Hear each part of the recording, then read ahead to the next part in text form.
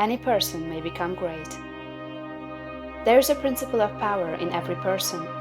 By the intelligent use and direction of this principle, man can develop his own mental faculties. Man has an inherent power by which he may grow in whatsoever direction he pleases, and there does not appear to be any limit to the possibilities of his growth. No man has yet become so great in any faculty but that it is possible for someone else to become greater. The possibility is in the original substance from which man is made. Genius is omniscience flowing into man. Genius is more than talent. Talent may merely be one faculty developed out of proportion to other faculties, but genius is the union of man and God in the acts of the soul. Great men are always greater than their deeds. They are in connection with a reserve of the power that is without limit. We do not know where the boundary of the mental powers of man is. We do not even know that there is a boundary. The power of conscious growth is not given to the lower animals. It is man's alone, and may be developed and increased by him. The lower animals can, to a great extent, be trained and developed by man. But man can train and develop himself. He alone has this power, and he has it to an apparently unlimited extent. The purpose of life for man is growth, just as the purpose of life for trees and plants is growth. Trees and plants grow automatically and along fixed lines. Man can grow as he will. Trees and plants can only develop certain possibilities and characteristics. Man can develop any power, which is or has been shown by any person, anywhere. Nothing that is possible in spirit is impossible in flesh and blood. Nothing that man can think is impossible in action. Nothing that man can imagine is impossible of realization. Man is formed for growth, and he is under the necessity of growing. It is essential to his happiness that he should continuously advance. Life without progress becomes unendurable, and the person who ceases from growth must either become imbecile or insane. The greater and more harmonious and well-rounded his growth, the happier man will be.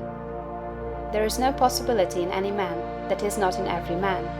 But if they proceed naturally, not two men will grow into the same thing or be alike. Every man comes into the world with a predisposition to grow along certain lines, and growth is easier for him along those lines than in any other way. This is a wise provision, for it gives endless variety. It is as if a gardener should throw all his bulbs into one basket. To the superficial observer, they would look alike, but growth reveals the tremendous difference.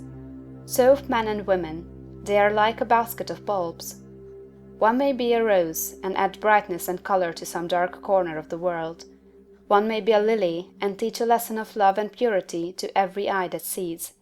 One may be a climbing vine and hide the rugged outlines of some dark rock.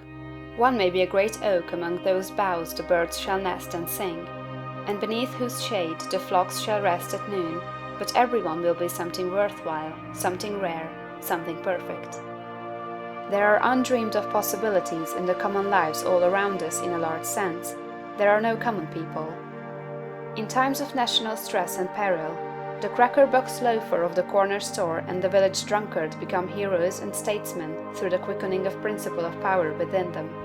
There is a genius in every man and woman, waiting to be brought forth. Every village has its great man or woman, someone to whom all go for advice in time of trouble, someone who is instinctively recognized as being great in wisdom and insight. To such a one, the minds of the whole community turn in times of local crisis. He is tacitly recognized as being great. He does small things in a great way. He could do great things as well, if he did but undertake them. So can any man. So can you. The principle of power gives us just what we ask of it. If we only undertake little things, it only gives us power for little things. But if we try to do great things in a great way, it gives us all the power there is. But beware of undertaking great things in a small way. Of that we shall speak farther on. There are two mental attitudes a man may take. One makes him like a football. It has resilience and reacts strongly when force is applied to it, but it originates nothing. It never acts of itself. There is no power within it. Men of this type are controlled by circumstances and environment. Their destinies are decided by things external to themselves. The principle of power within them is never really active at all. They never speak or act from within. The other attitude makes man like a flowing spring. Power comes out from the center of him. He has within him a well of water springing up into everlasting life. He radiates force, highest felt by his environment. The principle of power in him is in constant action. He is self-active. He hath life in himself. No greater good can come to any man or woman than to become self-active. All the experiences of life are designed by Providence to force men and women into self-activity, to compel them to cease being creatures of circumstances and master their environment. In his lowest stage, man is the child of chance and circumstance and the slave of fear. His acts are all reactions resulting from the impingement upon him of forces in his environment. He acts only as he is acted upon, he originates nothing. But the lowest savage has within him a principle of power sufficient to master all that he fears.